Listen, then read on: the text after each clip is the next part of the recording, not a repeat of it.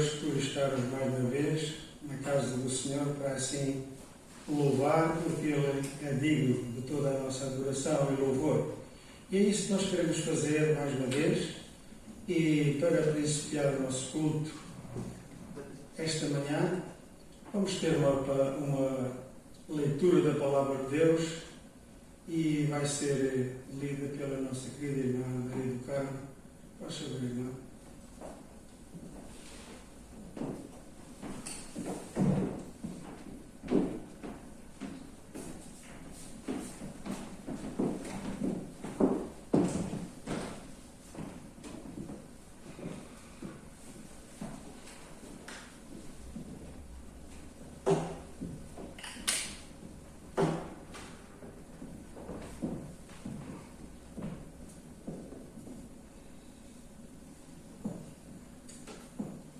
Bom dia, meus irmãos.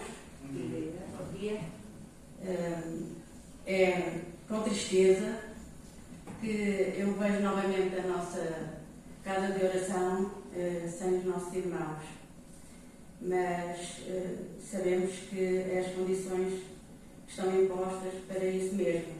Mas também fico alegre porque podemos todos juntos, porque através deste vídeo nós podemos em comunhão estar uns com os outros e todos com o Senhor. Obrigada por esta oportunidade e quero nesta manhã ler um salmo que nos tempos que vivemos realmente são tempos difíceis. Nunca pensei passar este tempo assim com a humanidade, mas o Senhor sempre está connosco. E o salmo que eu trago é bem conhecido dos nossos irmãos e da Assembleia, de todas as pessoas que leem este salmo muita vez, com certeza, assim como eu. É o Salmo 91.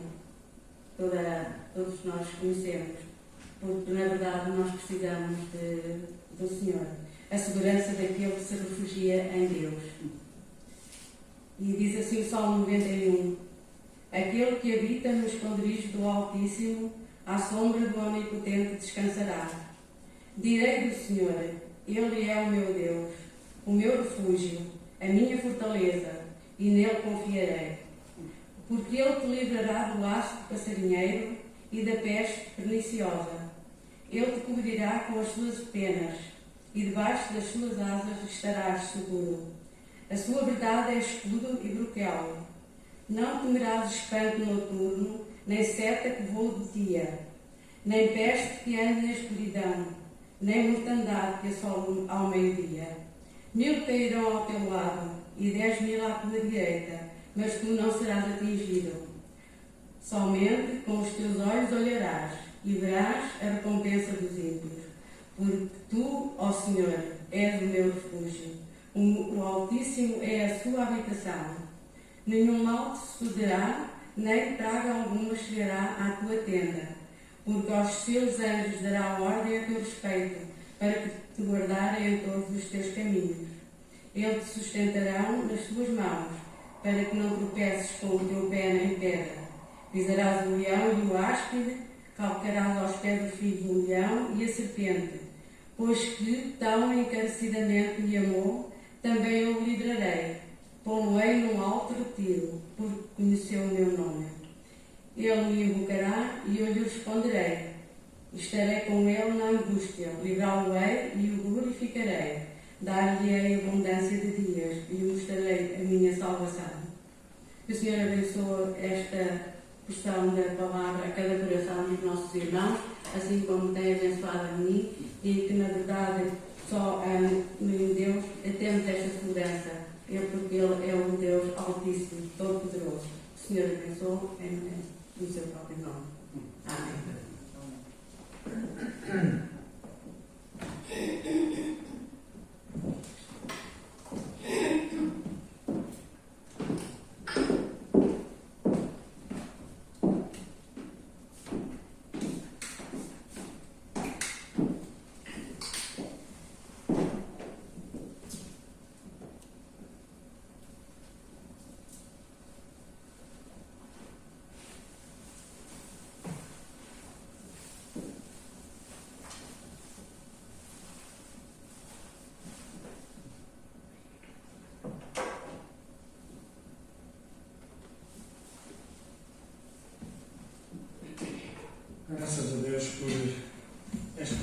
na Palavra de Deus que nós acabamos de ouvir e, de facto, Ele é realmente o nosso refúgio, onde nos podemos abrigar porque Ele nos sustém, nos dá aquilo que nós necessitamos dia após dia. E nós vamos agora continuar a louvar ao Senhor com o hino número 367. Nestes tempos de trabalhosos, este hino diz: quando ruge o temporal, quando aqui nos cerca o mal, em Jesus é confiar, nunca poderá falhar. E Ele nunca falha. E então o coro diz: confiado viverei, confiado vencerei, Cristo meu poder será, Ele é quem me valerá. Somente Ele que nos pode valer.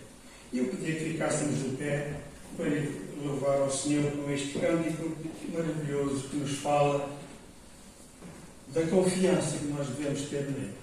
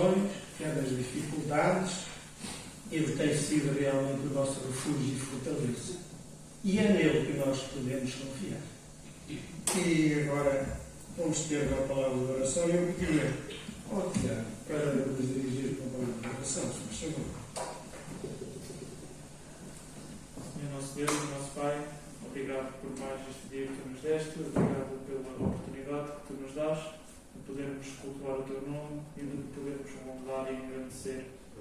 Obrigado porque mesmo quando todas as circunstâncias parecem-nos afogar, parecem-nos assustar, Tu estás connosco e sabemos que apenas és Tu que nos podes valer, que apenas és Tu em quem nós devemos depositar a nossa confiança. E por isso estamos agradecidos por mais uma vez termos a Tua graça, de podermos louvar e agradecer por tudo aquilo que Tu tens feito na nossa vida e por muito mais do que nós sabemos que Tu continuarás a fazer. Obrigado porque Tu és fiel a nós, obrigado pelo Teu amado Filho que veio morrer naquela cruz horrenda por nossa culpa, por nossa causa, pelos nossos pecados. E obrigado por essa dádiva maravilhosa e por agora podermos estar livres da escravidão e podermos com alegria louvar-nos e aprender mais sobre Ti. Ser com todos os irmãos que vão ver este culto, ser com todos aqueles que vão também ouvir a mensagem que hoje tens para nos transmitir e que possamos, em espírito e em verdade, estar verdadeiramente em comunhão uns com os outros e contigo, Deus. Tudo isto nós te pedimos e agradecemos, no nome do Senhor Jesus. Amém. Ainda de pé, nós vamos ainda louvar ao Senhor com mais 2 cânticos. O primeiro é o número 5, a mensagem proclamar é Jesus, o Salvador.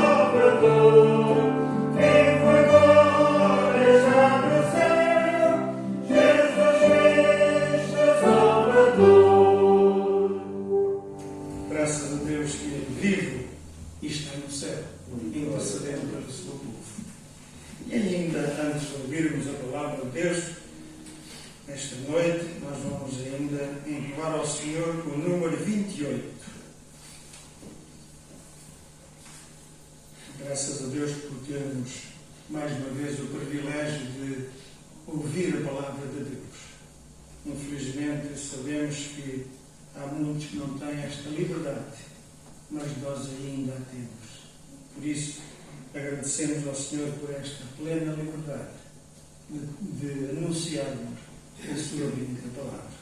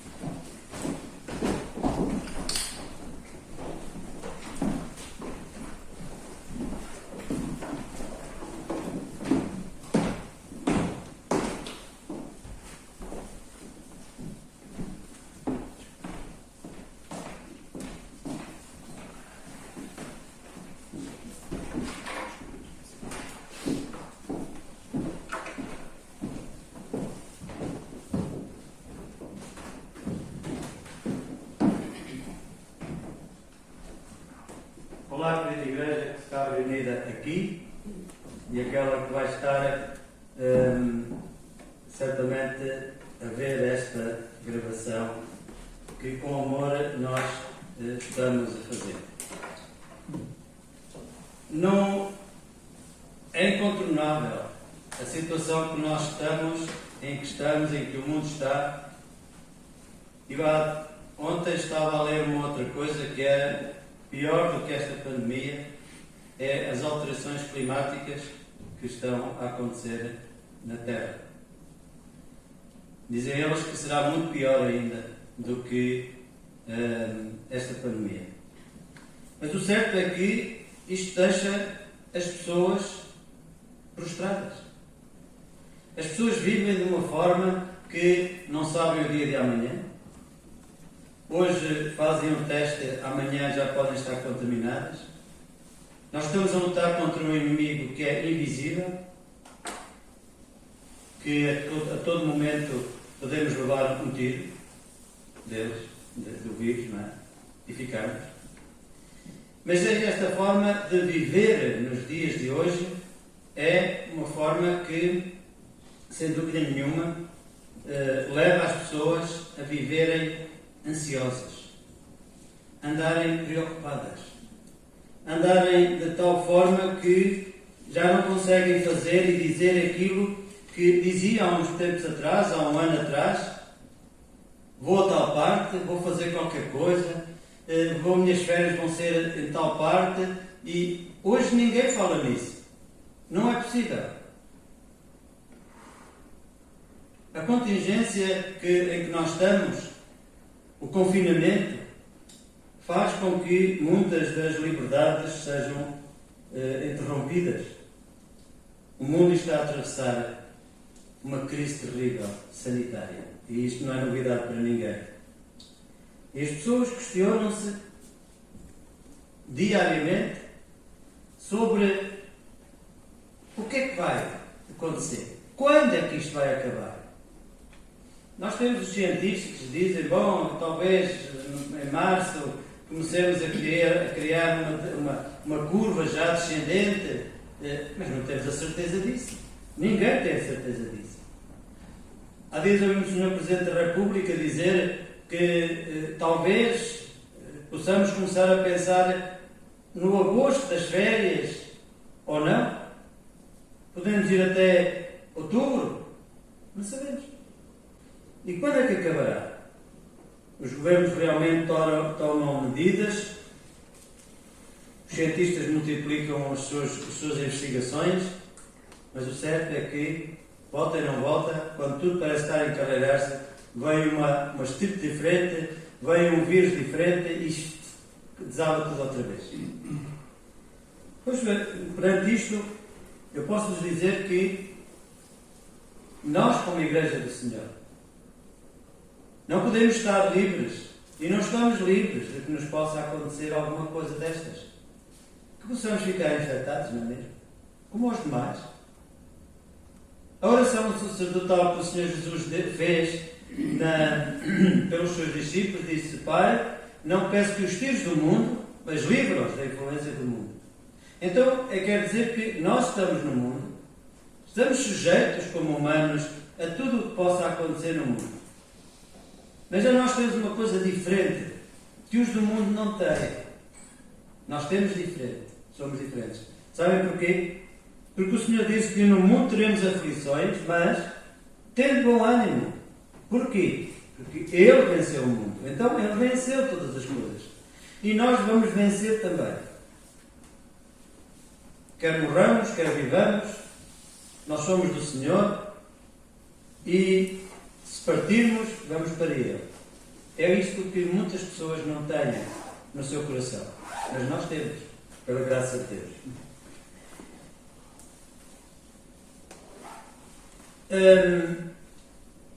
O apóstolo Paulo, aos Tessalonicenses, escrevia assim sobre determinada situação que a igreja primitiva estava a atravessar. Em Tessalonicenses ele dizia: pelo que exortai-vos uns aos outros, edificai-vos uns aos outros, como também fazeis. Rogamos também, irmãos, que admoesteis os desordeiros, consoleis os de pouco ânimo, sustenteis os fracos e sejais pacientes para com todos. Na carta aos Hebreus, ele diz: antes, exortai-vos uns aos outros todos os dias, durante o tempo que se chama hoje, para que nenhum de vós se endureça pelo engano do pecado. Esta é a palavra de Deus. E esta palavra nos ensina a encararmos as situações dos nossos dias de uma forma diferente. De uma forma em que nos podemos exortar uns aos outros. Nos podemos edificar. nos podemos encorajar. E, meus irmãos, é aquilo que eu quero vos levar a pensar nesta manhã. É precisamente o encorajamento. E para isso, eu recorri da palavra de Deus. E fui buscar um homem que é um encorajador nato. E por isso vou convidar-vos a abrirem a palavra de Deus em Atos, capítulo 4. Atos, capítulo 4. E vamos ler apenas 2 versículos.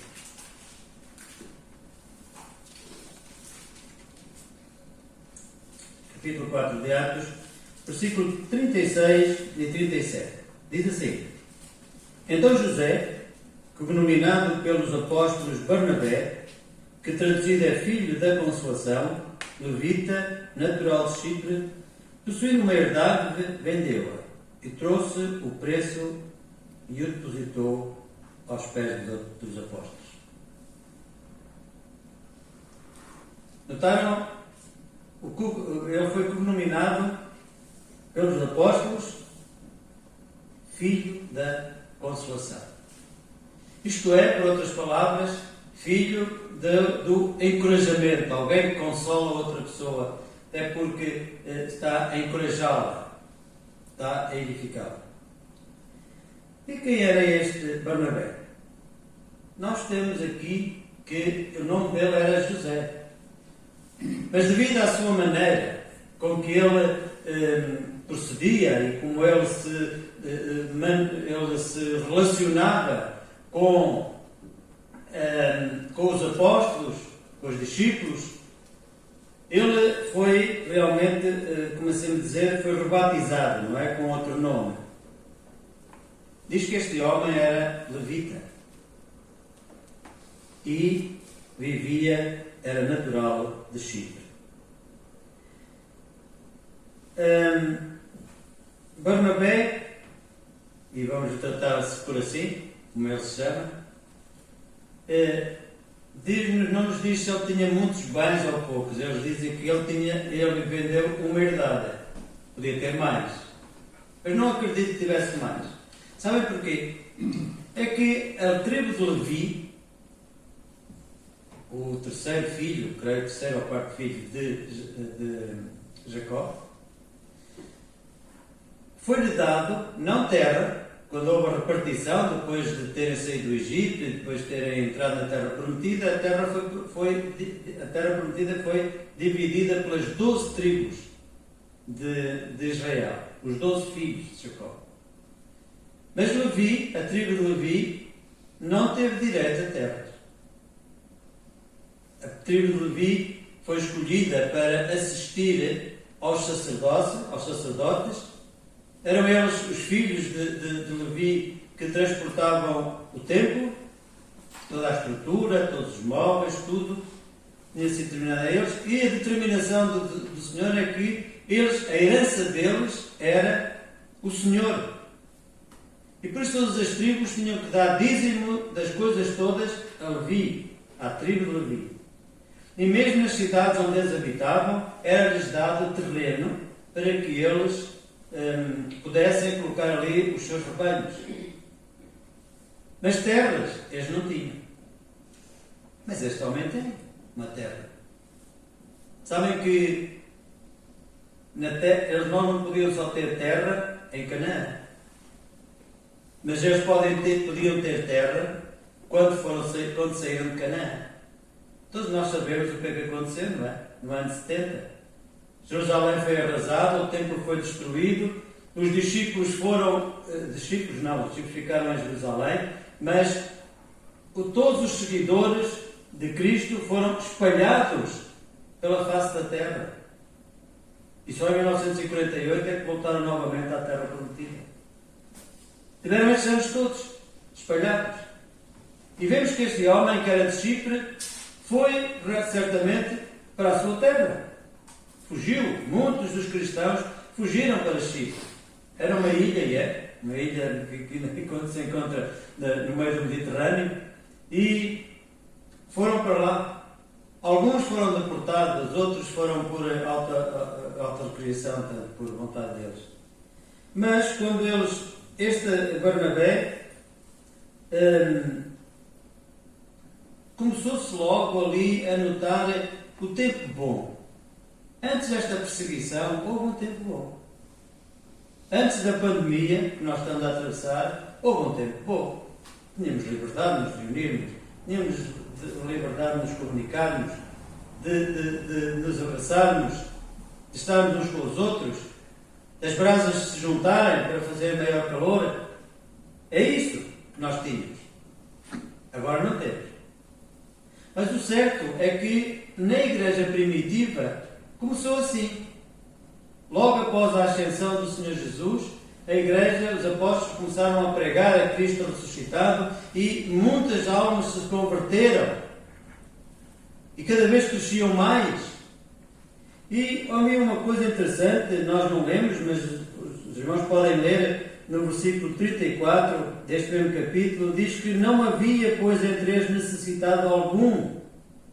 Isto é, vivia-se bem. Aqueles que tinham muito davam aos que tinham menos. E este homem, este José, que depois foi chamado Barnabé, fez o mesmo. Na boa, num bom tempo, quando a igreja não sofria ainda perseguição, ele fez uma coisa notável.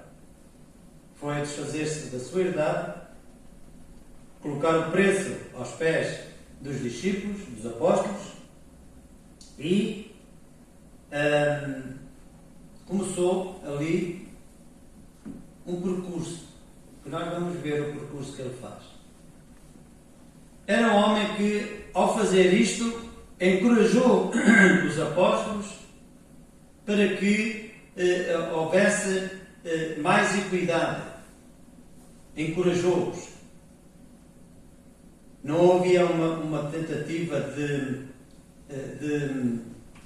os apóstolos quererem ser mais uns que os outros. Não. Eram todos por igual. Pela graça de Deus, nós somos assim. Mas este homem é o oposto daquele jovem rico que nós temos em Mateus e nos Evangelhos. Aquele jovem que foi ter com o Senhor Jesus e disse: bom mestre, que farei para herdar a vida eterna? E o Senhor Jesus disse-lhe: porque me chamas bom? Bom há só um, que é Deus. E ele disse: eu sei, mas farei. Olha, cumpre os mandamentos. Não matarás, não adulterarás, não roubarás, não honra o teu pai e a tua mãe, ama o teu próximo como a ti mesmo. E o jovem disse: mas isso tudo eu tenho feito desde a minha meninice. Então vais fazer uma coisa. Vai, vende tudo quanto tens, dá-o aos pobres e vem e segue-me. E o que é que este rapaz fez? Foi a correr imediatamente. Chegou lá, meteu aqui os terrenos todos no meu imobiliário, não é? E vendeu tudo. Não foi nada disso, não. Diz que ele se retirou triste porque possuía muitos bens. Não foi isto que Barnabé fez. Barnabé desfez-se imediatamente tudo. Enquanto este jovem deixou que os seus bens tivessem prioridade sobre Deus, Barnabé não foi assim. Barnabé fez com que os bens para ele nada valiam. Valia assim a obra que estava a nascer, aquela obra que chegou até aos nossos dias, a obra que nós temos a missão de continuar enquanto estivermos à face da terra. E nós vamos ver agora o percurso deste Barnabé. Diz-nos aqui pouco mais sobre ele, diz que ele é chamado Filho da Consolação, mas agora vamos dar um pulo para um pouco mais à frente, para o capítulo 9. E no capítulo 9 nós encontramos a conversão de Saulo. Saulo estava a perseguir, já tinha começado a perseguição aos crentes. e os próprios judeus, os fariseus, estavam a perseguir aqueles que eram conhecidos pelos os seguidores do caminho. Porque o Senhor Jesus tinha dito: eu sou o caminho, a verdade e a vida. Então o nome era aqueles que seguiam o caminho. E Saulo ia para Damasco para prender, para trazer para Jerusalém, para serem julgados todos aqueles que, saindo para longe, estavam a reunir-se e a anunciar que Cristo era o Filho de Deus e que Cristo tinha ressuscitado. Isto era algo que Saulo não entendia, porque ele era realmente um fariseu. No entanto, Saulo tem um encontro com o Senhor. Ficou sem ver. Ananias vai ter com ele e coloca as mãos sobre ele e Saulo começa a ver novamente. O que é que Saulo faz? Começa, e vejam, vamos ler só alguns versículos, capítulo 9 e verso 19 em diante, diz: e tendo comido ficou confortado, e esteve Saulo alguns dias com os discípulos que estavam em Damasco. E logo nas sinagogas pregava a Jesus que este era o Filho de Deus.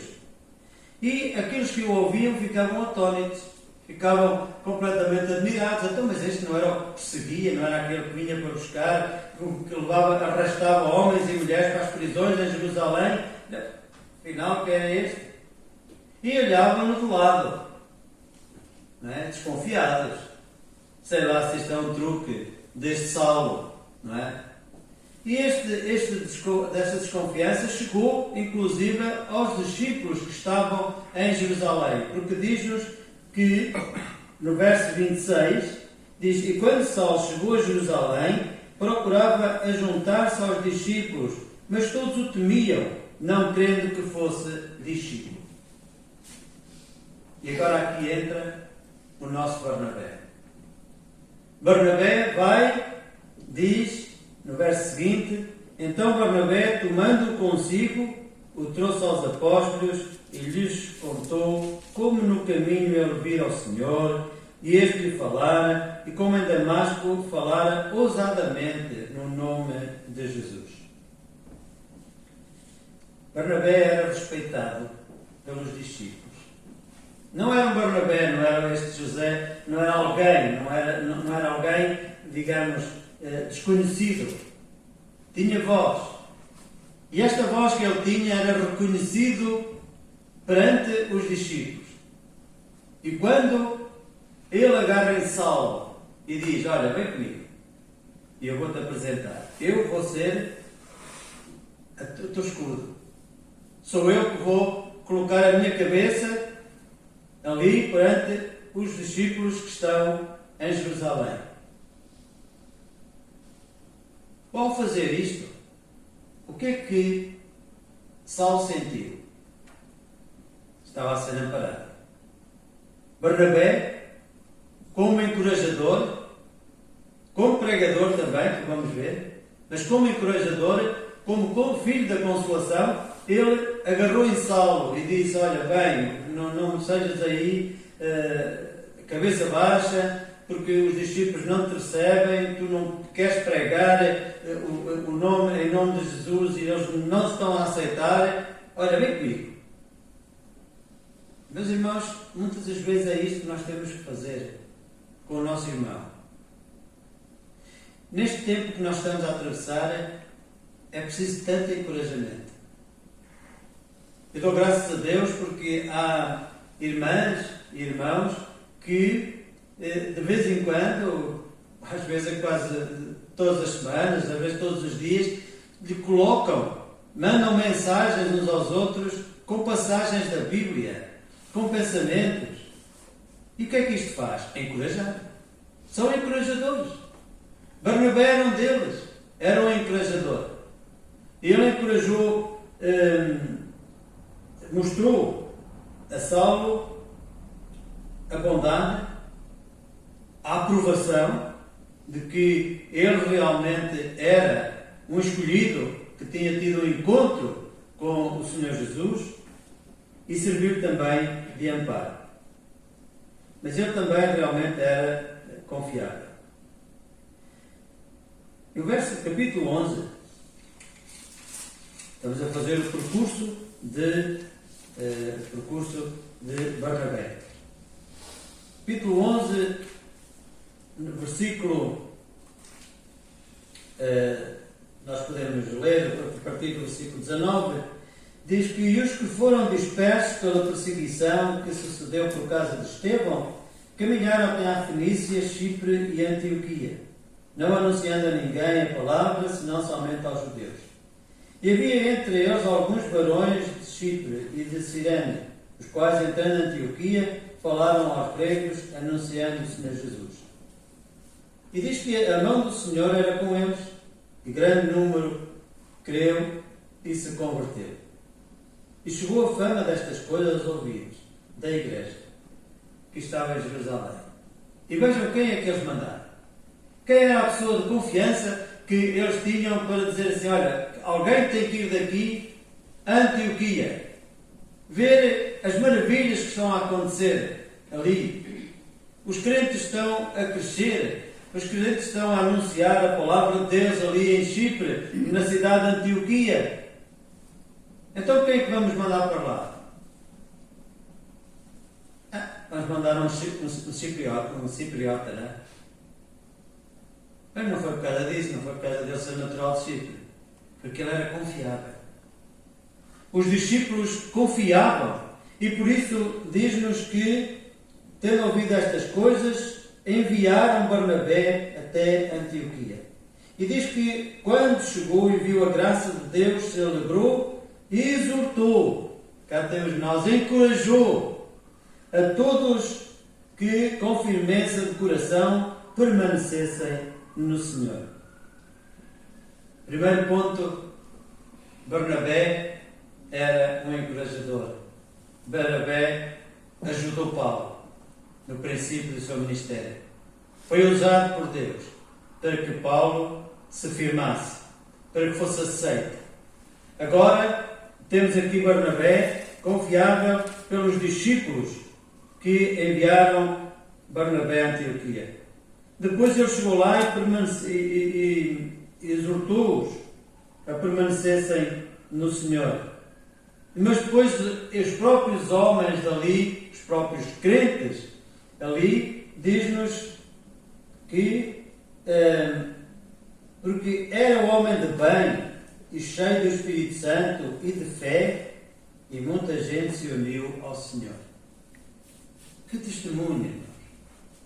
Este Barnabé era conhecido não só pelos discípulos, foi reconhecido como o ajudador no princípio do ministério de Saulo, respeitaram, e agora é o próprio Espírito Santo que dá testemunho deste homem. As pessoas olhavam para ele quando ele lá chegou, começou a contactá-los, exortá-los a manterem-se fiéis ao Senhor, à crença de que Cristo tinha vindo, que era o Filho de Deus, que tinha morrido na cruz do Calvário pelos nossos pecados, mas que depois tinha ascendido aos céus, que tinha ressuscitado. Agora este homem chega ali e toda a gente olha para ele e diz, este é um homem de bem. É um homem, como diz aqui, cheio do Espírito Santo, e é um homem de fé. Que diferença, irmãos? Este Barnabé não era um servo qualquer. Na verdade, eles confiaram, estes homens, depois ali na igreja, porque diz-nos, se nós continuássemos a ler, que houve uma grande fome em toda a Judeia, no tempo de Cláudio César, e acharam por bem que fazerem uma recolha de dádivas para que levassem até à Judeia para ajudar os irmãos dali, que viviam ali e que estavam a passar por dificuldades. E quem é que eles escolheram? Barnabé e Saulo para levarem o dinheiro, o montante. Isto é de alguém que eles confiavam. Ninguém ia entregar valores enormes a pessoas que eles não tivessem confiança. E notem que a Barnabé, me enviaram a Barnabé e Saulo. Lucas, quando escreveu Atos, ainda estava nesta fase. Era Barnabé e Saulo. Depois ele, quando há a separação de Barnabé com Saulo, ele passa a seguir Saulo até Roma. E por isso depois aparece futuramente, mais para a frente, nós em Atos encontramos depois Paulo e Barnabé. Agora aqui ainda está ao contrário. Ainda é Barnabé e Saulo. Mas é interessante outra coisa que vos quero chamar a atenção, que é na primeira viagem missionária, nós encontramos no capítulo 13 que a igreja que estava em Antioquia, havia lá alguns profetas e doutores da lei e interpretavam bem todas as coisas no grego e no hebraico, e eram crentes. E diz-nos que houve ali uma altura em que o Espírito Santo disse: apartai-me a Barnabé e a Saulo para a obra que os tenho chamado. E impondo-lhe as mãos, os enviaram. Eles foram apartados para a obra. Barnabé e Saulo, 2 companheiros. E quando eles foram, eles tiveram que... fizeram um discurso de Paulo na sinagoga de Antioquia. Havia ali uma oposição aos judeus, não vou entrar por aí, porque depois os irmãos podem procurar um bocadinho sobre o que é que aconteceu, porque havia depois alguns judeus que queriam que os gentios fossem circuncidados, e Barnabé opôs-se a isso. E foi lá a Jerusalém e discutiu com isso. Não foi por causa desta causa que Barnabé e Saulo se separaram. Foi por causa de João Marcos, que era primo de Barnabé.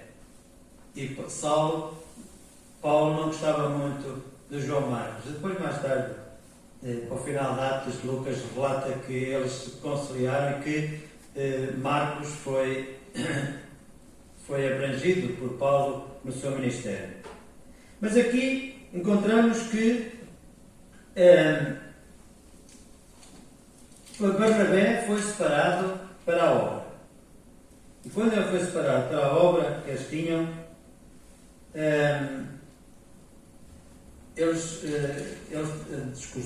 Paulo discursou, ele era mais o orador do que Barnabé, e no capítulo 14 de Atos, nós encontramos nesta primeira viagem missionária na província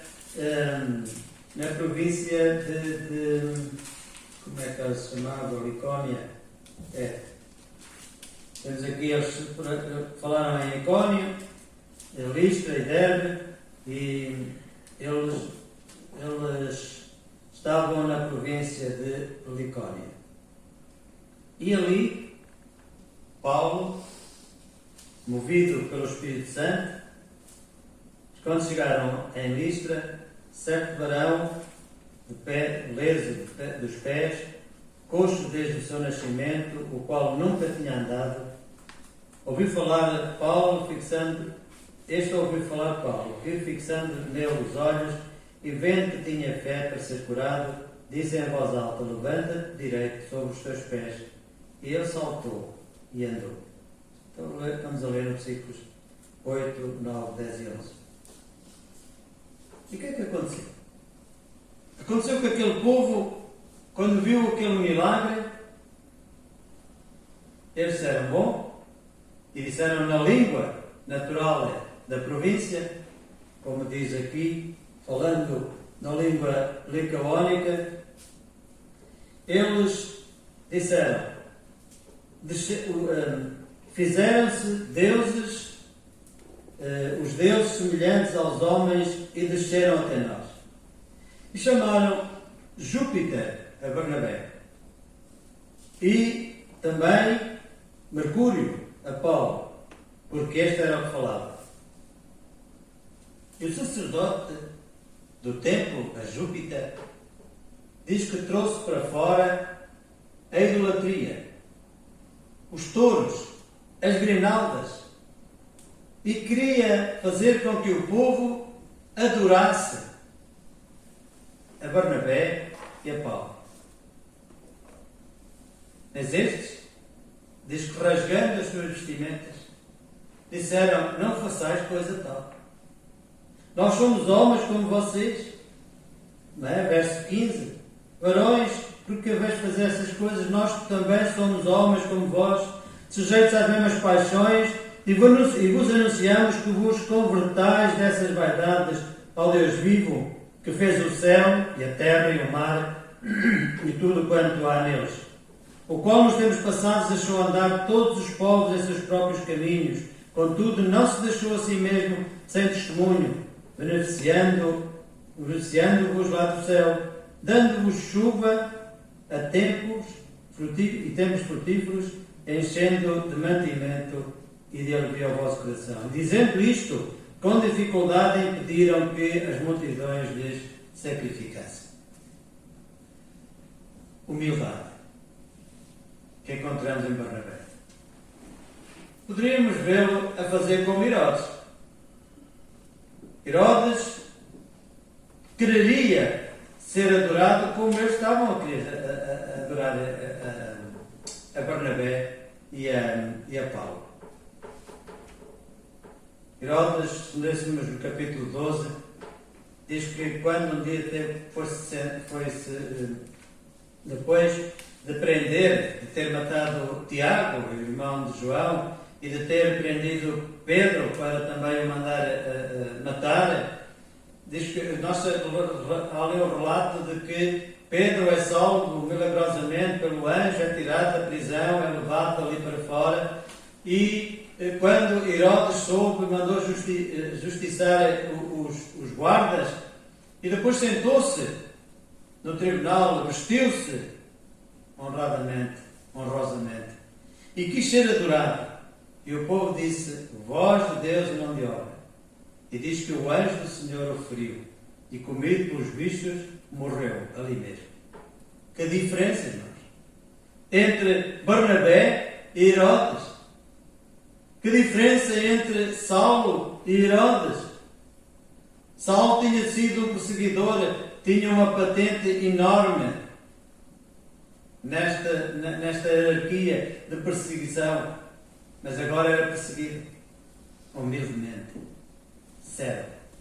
Barnabé não era só encorajador, Barnabé era o servo de Deus. E sabem, irmãos, é que os cristãos foram pela primeira vez chamados cristãos precisamente em Antioquia.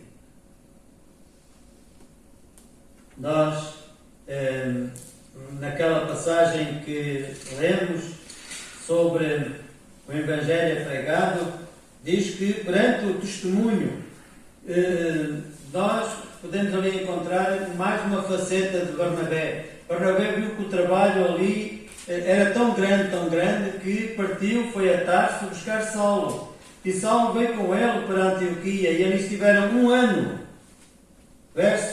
No capítulo 11, o verso 25, diz: e partiu Barnabé para Tarso a buscar Saulo, e achando-o, o conduziu para Antioquia. E sucedeu que todo 1 ano se reuniram naquela igreja e ensinaram muita gente. Em Antioquia foram os discípulos pela primeira vez chamados cristãos.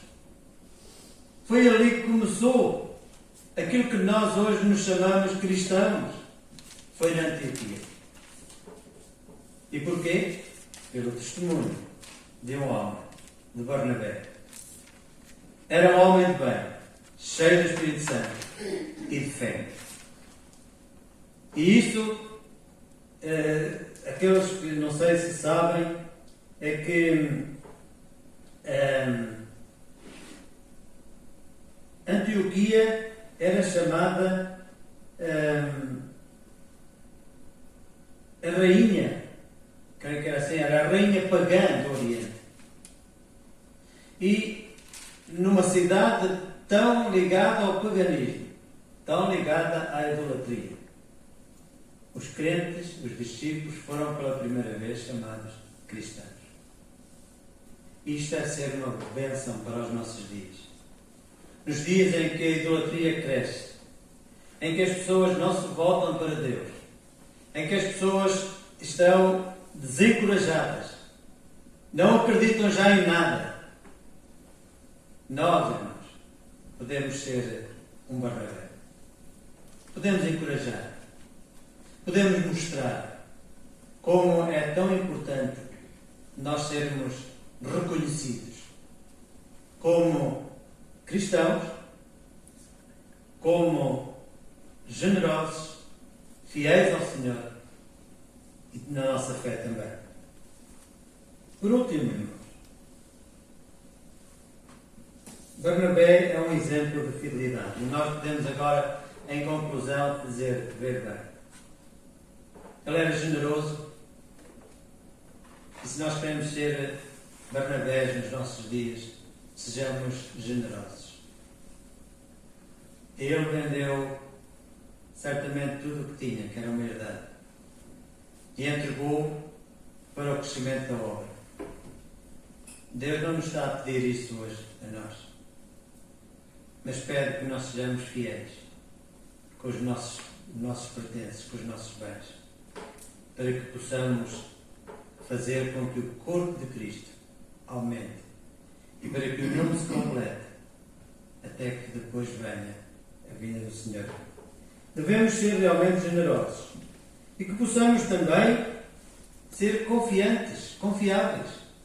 A Igreja possa confiar em nós e as pessoas do mundo possam confiar em nós.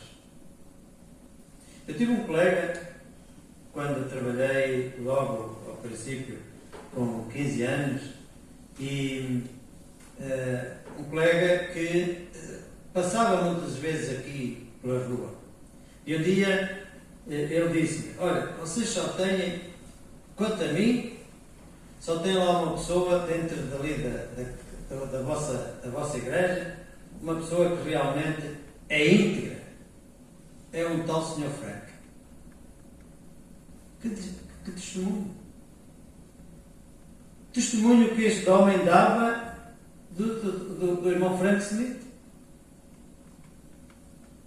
Era o testemunho que eles davam, que neste tempo a Igreja Primitiva dava de Barnabé.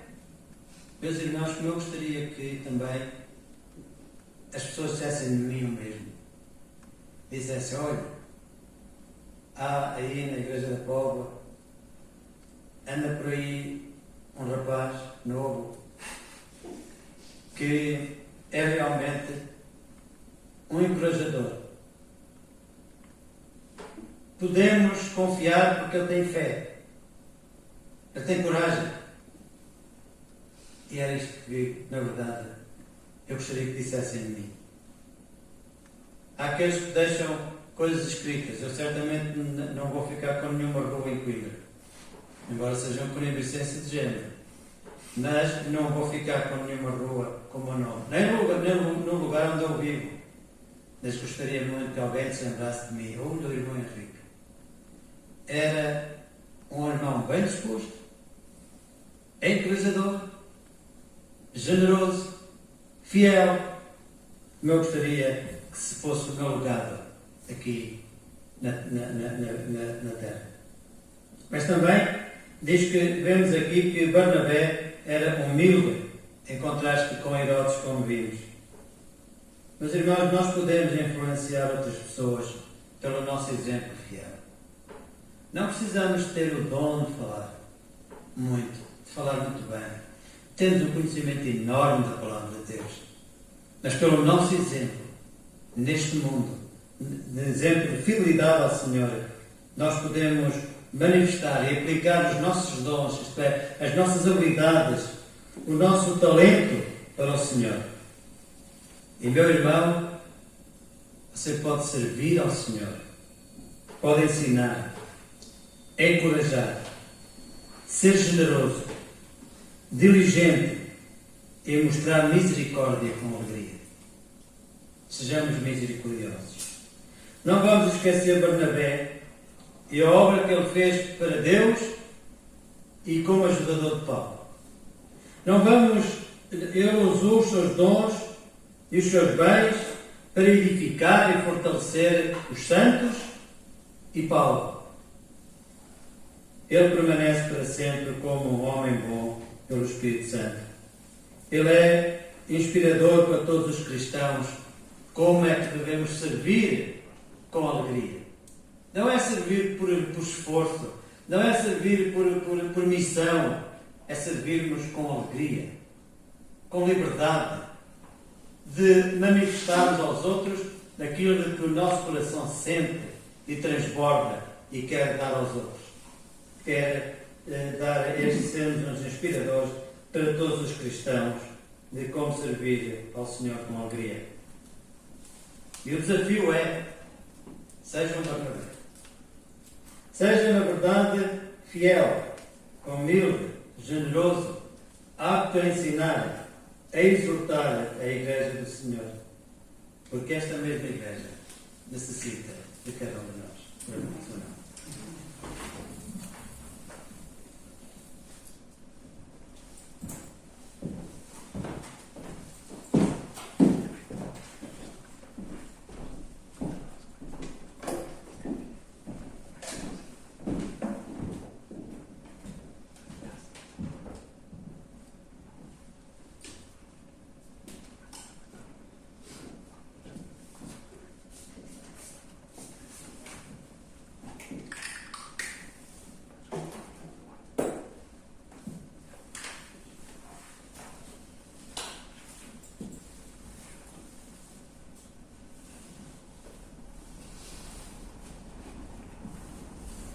Damos graças a Deus por aquilo que acabamos de ouvir, através da palavra de Deus, e que realmente sejamos encorajadores uns dos outros, dando aquilo que realmente o Senhor tem dado cada um de nós, porque realmente o Senhor se agrada desta forma de como nos comportemos uns para com os outros.